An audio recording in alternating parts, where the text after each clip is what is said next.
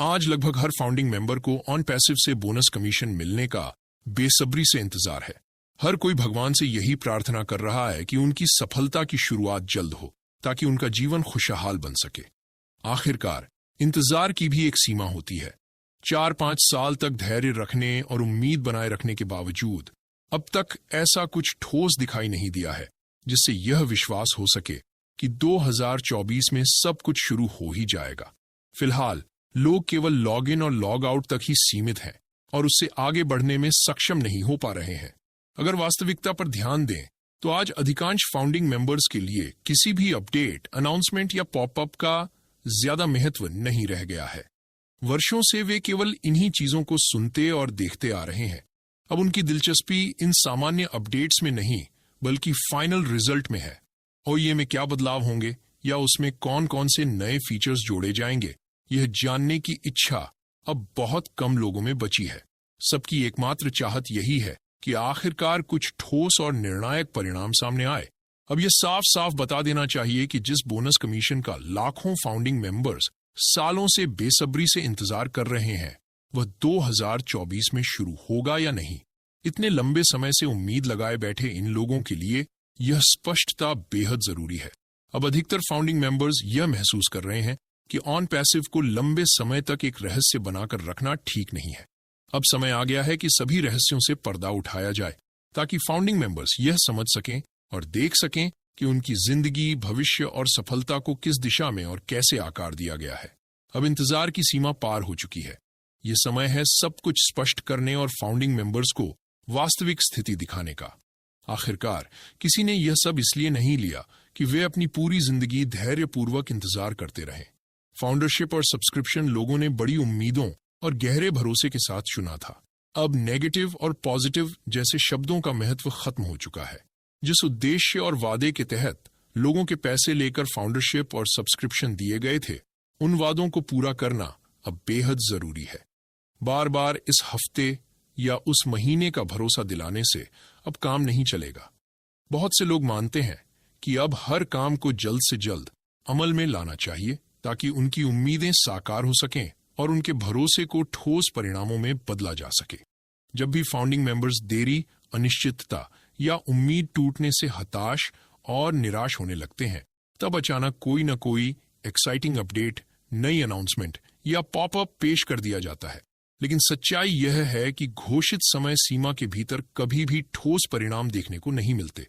ये सिलसिला सालों से चलता आ रहा है और अब लोग समझ नहीं पा रहे हैं कि पिछले 5 सालों में आखिर हो क्या रहा है। जो सवाल बार बार उठता है वह यह है कि इतने लंबे समय में एक भी प्रोडक्ट मार्केट लेवल पर सही तरीके से क्यों नहीं पहुंच सका, न ही वह वायरल हो सका। फाउंडिंग मेंबर्स हैरान हैं कि पिछले 1-2 सालों से बड़े जोर शोर से किस चीज की मार्केटिंग और एडवर्टाइजमेंट हो रही थी जिसका अब तक कोई ठोस नतीजा देखने को नहीं मिला। कुछ समय पहले तक विज्ञापनों का तूफान अपने चरम पर था। हर महीने या हर कुछ हफ्तों में बुर्ज खलीफा पर लाइव स्ट्रीमिंग शो आयोजित किए जा रहे थे, लेकिन अचानक यह सिलसिला रुक गया। लोग अब यह सोचने पर मजबूर हैं कि आखिर यह सब क्यों थम गया। 1-2 साल पहले हैदराबाद के कर्मचारियों को उनके बेहतर प्रदर्शन के लिए हर महीने गिफ्ट और रिवॉर्ड के रूप में एसयूवी कार और आईफोन दिए जाते थे, लेकिन अब यह भी बंद हो गया है। सवाल यह उठता है कि क्या अब कोई कर्मचारी बेहतर काम नहीं कर रहा है या फिर गिफ्ट और रिवॉर्ड देने की जरूरत ही खत्म हो गई है। इसके साथ ही बुर्ज खलीफा पर लाइव स्ट्रीमिंग शो का रुक जाना भी एक बड़ा सवाल है। क्या अब ऐसे शो की कोई जरूरत नहीं है या फिर इसकी कोई और वजह है। फाउंडिंग मेंबर्स इन सभी बदलावों को लेकर असमंजस में हैं और स्पष्टता चाहते हैं। काफी समय से इन गतिविधियों को बंद कर दिया गया है और इस देरी का असर अब फाउंडिंग मेंबर्स पर साफ नजर आने लगा है। पहले उनका पूरा ध्यान केवल ऑन पैसिव से मिलने वाली सफलता और उपलब्धियों पर केंद्रित था। वे अपने सपनों और मंजिल को लेकर पूरी तरह आश्वस्त थे, लेकिन अब स्थिति वैसी नहीं रही। अब फाउंडिंग मेंबर्स हर एंगल से सोचने और चीजों को परखने लगे हैं। इसका एक बड़ा कारण यह है कि उनमें से अधिकांश लोग पहले भी कई जगहों पर धोखे और फ्रॉड का शिकार हो चुके हैं। अनगिनत बार उनके पैसों का नुकसान हुआ है और यही वजह है कि अब वे किसी भी चीज को बिना जांचे परखे स्वीकार करने के लिए तैयार नहीं है। यह बदलाव उनके बढ़ते असमंजस और विश्वास में आई कमी को दर्शाता है। कई फाउंडिंग मेंबर्स को पहले हुए नुकसान की वजह से डर बना हुआ है और यह डर तब तक नहीं जाएगा जब तक उनका प्रिंसिपल अमाउंट भी वापस नहीं मिल जाता। आज की स्थिति यह है कि अधिकांश फाउंडिंग मेंबर्स अपने जीवन में एक एक पैसे के लिए संघर्ष कर रहे हैं। बड़ी मुश्किल से वे अपना जीवन यापन और घर परिवार चला पा रहे हैं। वर्तमान परिस्थितियों में यदि इन्हें हर महीने ऑन पैसिव से 10,000 से 20,000 तक भी मिलने लगे तो यह उनके लिए वित्तीय आजादी जैसा महसूस होगा। ये छोटी सी शुरुआत भी उनके लिए बड़ी राहत बन सकती है। हर किसी की चाहत बड़ी सफलता और कामयाबी की होती है, लेकिन वर्तमान में इन फाउंडिंग मेंबर्स के लिए तत्कालिक राहत और स्थिरता ही सबसे बड़ी प्राथमिकता है। सभी को यह अच्छी तरह से समझ है कि किसी भी बड़े सफर की शुरुआत हमेशा छोटे कदमों से होती है। यह बिल्कुल संभव नहीं है कि ऑन पैसिव से फाउंडिंग मेंबर की सफलता शुरू होते ही वे रातों रात करोड़पति बन जाएं या कुछ ही महीनों में अरबपति हो जाएं। धीरे धीरे समय के साथ ही सफलता का रास्ता साफ होगा। इसमें कोई शक नहीं कि मिस्टर ऐश का उद्देश्य कई लोगों को फायदा देना है, लेकिन यह एक धीमी और स्थिर प्रक्रिया होगी। किसी भी सिस्टम में बदलाव या विकास को समय लगता है और शुरुआत में 100-200 या कुछ हजार लोगों को आय या बोनस कमीशन मिलने की संभावना है, लेकिन यह धीरे धीरे बढ़ेगा। इसलिए फाउंडिंग मेंबर्स को समय और धैर्य रखना जरूरी है, क्योंकि असल सफलता समय के साथ आएगी। यहां केवल 100 से 200 या 1500 लोगों की जिंदगी बदलने की बात नहीं हो रही है, बल्कि लाखों लोग इस बदलाव का इंतजार कर रहे हैं। इन लोगों ने जो भी उनसे अपेक्षित था वह सब किया है, कंपनी के हर दिशा निर्देश का पालन किया है और फाउंडिंग मेंबर के रूप में अपनी जिम्मेदारियों को पूरी तरह से निभाया है। जो भी निर्देश दिए गए उन पर अमल किया। अब यह बारी है मिस्टर ऐश की, ताकि वे अपने किए गए वादों को पूरा करें और फाउंडिंग मेंबर्स को वह सफलता और उम्मीदें प्रदान करें जिनकी उन्होंने उम्मीद की थी। उन उम्मीदों पर खरा उतरना होगा जो फाउंडिंग मेंबर्स को मिस्टर ऐश ने दिखाई है। उन सपनों को साकार करना और हर एक फाउंडिंग मेंबर के विश्वास और भरोसे का सम्मान करना आवश्यक है। अब केवल शब्दों से नहीं, बल्कि वास्तविक कार्यों से यह साबित करना होगा। अगर शुरुआत के तौर पर भी हर फाउंडिंग मेंबर को महीने में $50 मिलना शुरू हो जाए, खासकर उन लोगों को जिन्होंने खुद से कोई डायरेक्ट यूजर या टीम नहीं बनाई है, तो यह खुशियों की एक लहर फैलाएगा।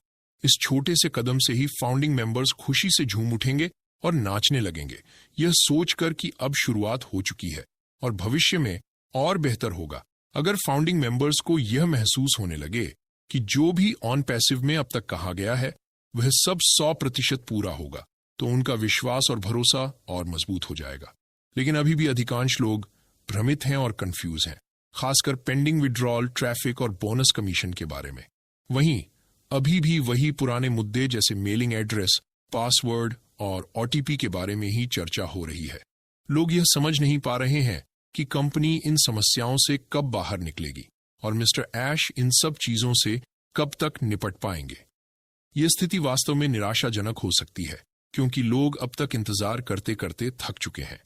अभी भी यही सुनने को मिल रहा है कि मिस्टर ऐश चीजों को नए तरीके से हमारे सामने लाने वाले हैं, लेकिन यह सवाल उठता है कि वे नए तरीके कब तक सामने लाएंगे। इस बारे में कोई भी स्पष्ट जानकारी देने को तैयार नहीं है। कई लोग मुझसे भी पूछते रहते हैं कि क्या इस नवंबर-दिसंबर तक कोई ठोस बदलाव होगा, या फिर हमें इसी तरह अपडेट्स और अनाउंसमेंट्स सुनते हुए पॉपअप्स देखते रहना होगा और 2024 भी बिना किसी बड़े बदलाव के निकल जाएगा। इसके बाद 2025 में फिर से सब कुछ शुरू होने का इंतजार करना पड़ेगा। कुछ लोग तो अब इस पर इतना आश्वस्त हो गए हैं कि वे यही मानने लगे हैं कि यह स्थिति लंबे समय तक बनी रहेगी।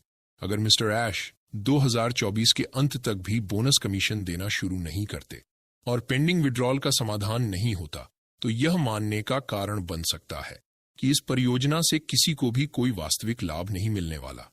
यदि उनकी मंशा सच में फाउंडिंग मेंबर्स को कुछ देने की होती, तो अब तक वे किसी न किसी रूप में उन्हें कुछ न कुछ देना शुरू कर चुके होते। क्या उन्हें फाउंडिंग मेंबर्स की आर्थिक स्थिति का अंदाजा नहीं होगा? लोग किस तरह से अपनी सीमित संसाधनों से जुगाड़ करके, कर्ज लेकर और उधारी लेकर फाउंडरशिप और सब्सक्रिप्शन ले रहे हैं? यह भी एक अहम सवाल है। अगर इस स्थिति को समझते हुए कोई ठोस कदम नहीं उठाया जाता, तो फाउंडिंग मेंबर्स का विश्वास और धैर्य धीरे धीरे कमजोर हो सकता है। क्या मिस्टर ऐश इस बारे में नहीं जानते होंगे? क्या वे फाउंडिंग मेंबर्स की समस्याओं और दुखों से वाकिफ नहीं हैं? उन्हें इस सब से दर्द नहीं होता होगा? वे हमेशा ह्यूमैनिटी, मानवता और मानव कल्याण की बातें करते आए हैं, तो निश्चित रूप से उन्हें फाउंडिंग मेंबर्स की स्थिति का दर्द महसूस होता होगा। फिर भी वे क्यों कुछ भी देना शुरू नहीं कर रहे हैं? कम से कम जो फाउंडिंग मेंबर्स ने जितने पैसे दिए हैं उतना तो तुरंत लौटाया जा सकता था। अगर ऐसा होता तो फाउंडिंग मेंबर्स का ऑन पैसिव और मिस्टर ऐश के प्रति विश्वास और भरोसा हजारों गुना बढ़ जाता। इस स्थिति में किसी भी नेता को सकारात्मक या नकारात्मक बोलने की जरूरत नहीं पड़ती, क्योंकि लोग खुद ही जयकार करने लगते। अगर ग्राउंड लेवल पर देखा जाए तो फाउंडिंग मेंबर्स वास्तव में बहुत परेशान और निराश हो रहे हैं। फाउंडिंग मेंबर्स को यह बात समझनी होगी कि यह सिर्फ उनके लिए ही नहीं, बल्कि सभी लीडर्स और मिस्टर ऐश के लिए भी एक महत्वपूर्ण समय है। आखिरकार कोई कब तक इसी तरह इंतजार करता रहेगा? अब कुछ स्पष्टता होनी चाहिए कि 2024 में क्या सच में कुछ शुरू होगा या नहीं, क्या बोनस कमीशन मिलेगा या नहीं। लोगों का धैर्य अब थकने लगा है और उन्हें कुछ ठोस और सटीक जानकारी की आवश्यकता है। फिर भी मैं कहूंगा कि अगर आपने इतने समय तक धैर्य रखा है तो आगे भी इसे बनाए रखिए। अभी नवंबर और दिसंबर बाकी हैं और 2024 का साल भी खत्म नहीं हुआ है। हालांकि इस नवंबर में बोनस कमीशन मिलने की संभावना कम दिख रही है, लेकिन उम्मीद अभी पूरी तरह से खत्म नहीं हुई है। समय के साथ सब कुछ स्पष्ट होगा और जो कुछ भी होना है वह होगा।